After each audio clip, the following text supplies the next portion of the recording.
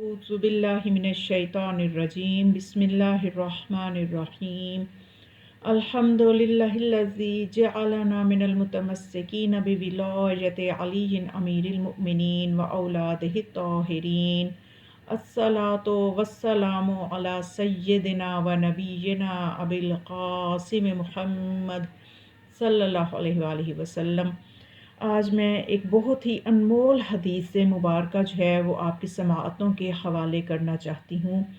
اس کے ذریعے سے ہمیں یہ پتہ چلے گا کہ ہم زندگی میں بعض اوقات کوشش تو کر رہے ہوتے ہیں، لیکن وہ کوشش درست سمت میں نہیں ہوتی کہ ہماری وہ کوشش رائیگاں چلی جاتی ہے، اور جس چیز کے لیے ہم کوشش کر رہے ہوتے ہیں وہ ہمیں ملتی بھی نہیں۔ تو یہ بڑی خوبصورت حدیث ہے، اس کو اچھی طرح سے جب ہم سمجھ لیں گے تو ہمیں پتہ چل جائے گا کہ کس چیز کو کس طرح سے حاصل کرنا ہے۔ تو اللہ تعالیٰ نے اپنے نبی صلی اللہ علیہ وآلہ وسلم سے فرمایا کہ میں نے 5 چیزوں کو 5 چیزوں میں رکھ دیا ہے، لوگ انہیں دوسری 5 چیزوں میں تلاش کرتے ہیں، تو بھلا وہ کیسے پائیں گے؟ یعنی وہ چیزیں جب ان میں ہیں ہی نہیں تو وہ جتنی بھی کوشش کر لیں وہ کیسے پائیں گے؟ اللہ نے ان میں رکھا ہی نہیں ہے ان کو۔ اب وہ کون سی 5 چیزیں ہیں؟ تو اللہ فرماتا ہے کہ میں نے اپنی رضا کو مخالفت نفس میں رکھ دیا ہے،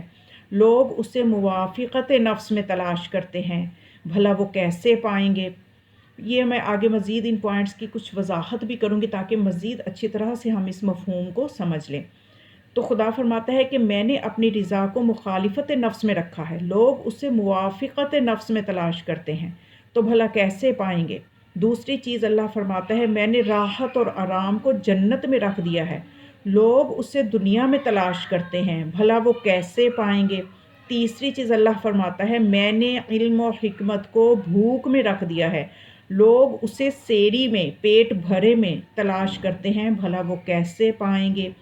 چوتھی چیز اللہ فرماتا ہے میں نے اطمینان و سکون کو قناعت میں رکھ دیا ہے، لوگ اسے دولت میں تلاش کرتے ہیں، بھلا وہ کیسے پائیں گے؟ کہ یعنی دولت میں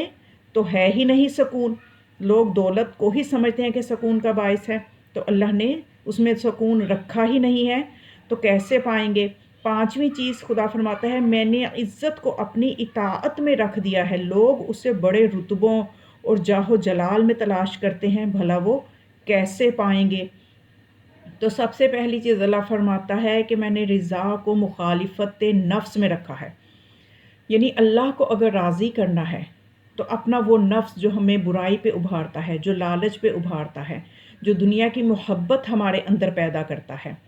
اس کے خلاف ہمیں جانا ہوگا تو ہمیں اللہ کی رضا ملے گی۔ اگر ہم اس نفس کی موافقت کرتے رہیں گے، اسی پہ عمل کرتے رہیں گے جو ہمیں نفس حکم دے گا، اسی کے مطابق چلتے رہیں گے، تو پھر ہمیں اللہ کی رضا ہرگز نہیں مل سکے گی۔ تو اللہ نے اپنی رضا کو نفس کی مخالفت میں رکھا ہے، اور جنت کا راستہ بھی اتنا آسان ہے کہ اللہ جنت کا جو راستہ ہے اتنا آسان ہے کہ کیونکہ جنت کی سب سے بڑی نعمت اللہ کا راضی ہونا ہے۔ ایسا ہے کہ جنت میں ہم جائیں اور شاید ہم اس لیے جنت سے محبت نہیں کرتے کہ وہاں پہ جا کے دن رات ہمیں گوشت کھانے کو ملے گا، دن رات ہمیں یہ تو وہ چیزیں ہیں کہ دنیا میں بھی بندہ ان سے اکتا جاتا ہے، یا دن رات دودھ کی نہریں جاری ہیں تو ہم دودھ پی رہے ہیں، جنت ہمیں اس لیے پیاری نہیں ہے۔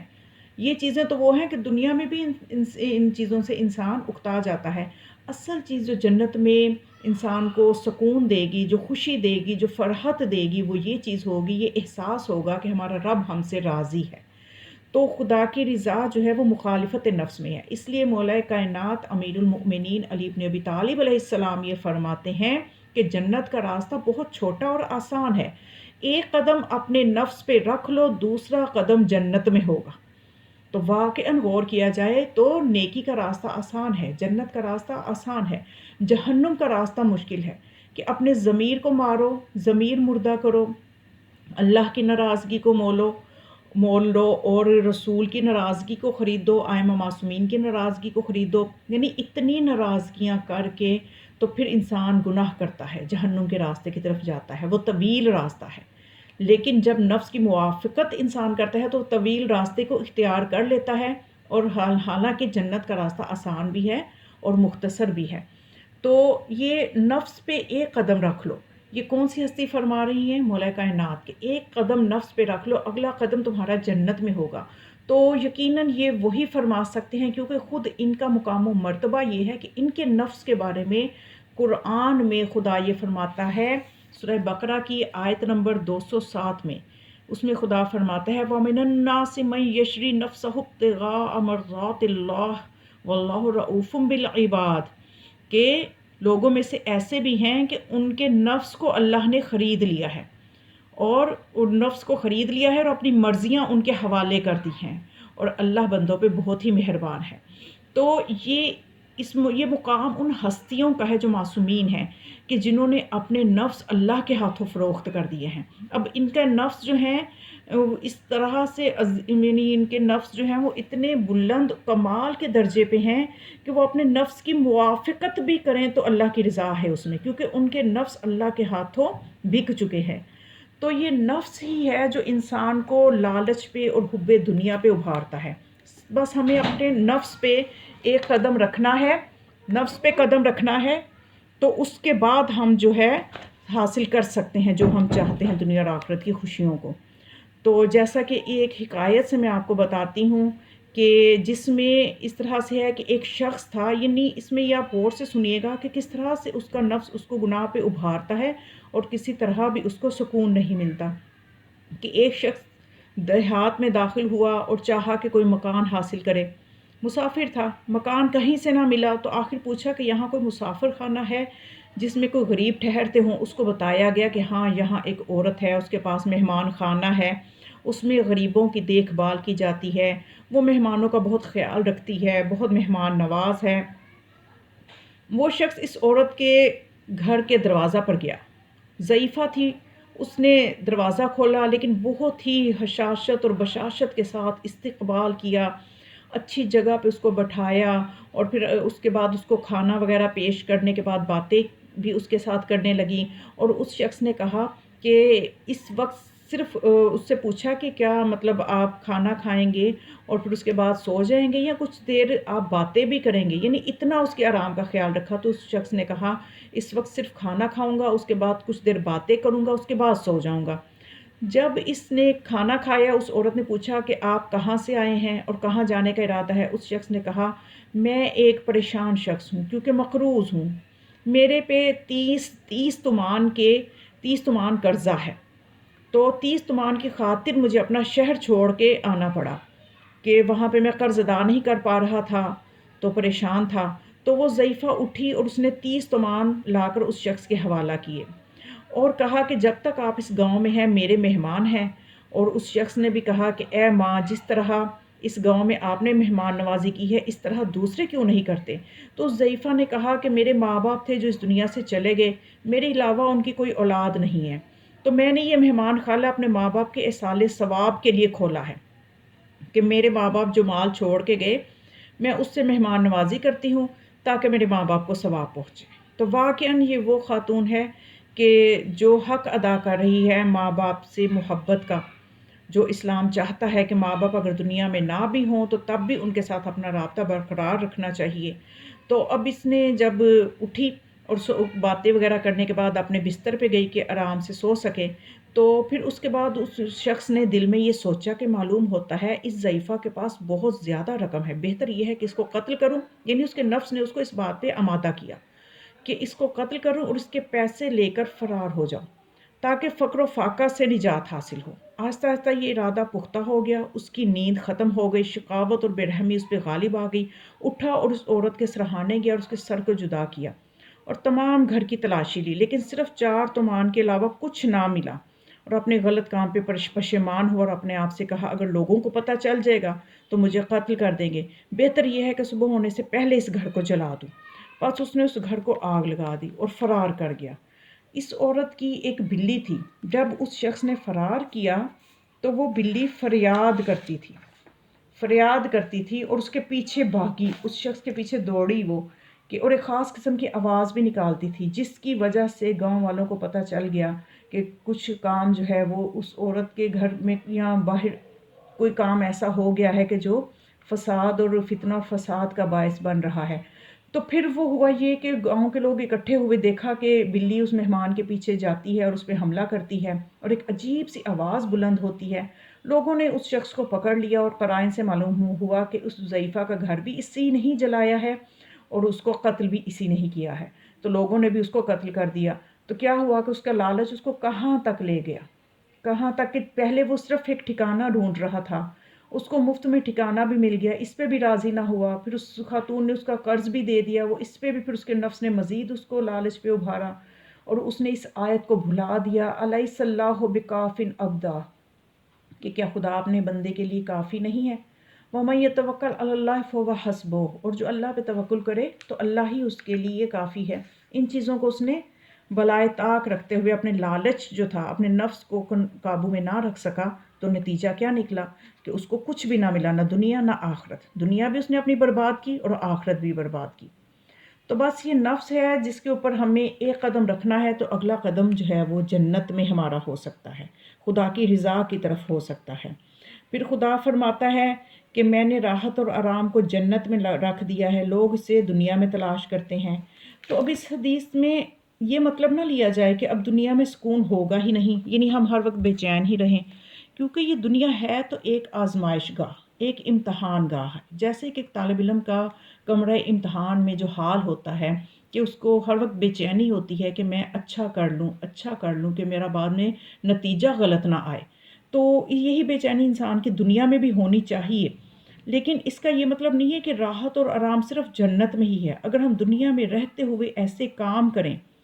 اس ہستی کی قدر کریں جس کے قدموں کے نیچے جنت ہے، تو وہ آرام جو جنت میں ہے وہ ہمیں دنیا میں بھی مل سکتا ہے، وہ سکون ہمیں مل سکتا ہے اگر ہم ان چیزوں کو اپنے پہ ابھی سے لاگو کریں، کہ ہم ان چیزوں پہ عمل کریں کہ جو ہمارے لیے جنت میں آرام کا باعث بنے گی، تو وہ جنت کا آرام بھی ہمیں مل سکتا ہے۔ پھر خدا فرماتا ہے کہ علم و حکمت کو بھوک میں رکھ دیا، لوگ اسے پیٹ بھرے میں تلاش کرتے ہیں۔ تو یہاں پہ یہ مطلب نہ لیا جائے کہ ہر وقت بھوکے رہنے میں ہی علم و حکمت ہے، مطلب صرف سمجھنے کی بات ہے کہ یعنی پیٹ بھرے میں بھی علم آ سکتا ہے، حکمت آ سکتی ہے، اگر پیٹ حلال سے بھرا ہے۔ اگر شکم میں حرام کا ایک لقمہ بھی ہے، پیٹ نہیں بھرا، صرف ایک لقمہ ہی ہے، تو اس سے بھی علم و حکمت کے دروازے بند رہیں گے۔ اور اگر پیٹ بھر کے بے شک کھایا ہے لیکن وہ حلال ہے، اس میں کسی کا حق نہیں ہے،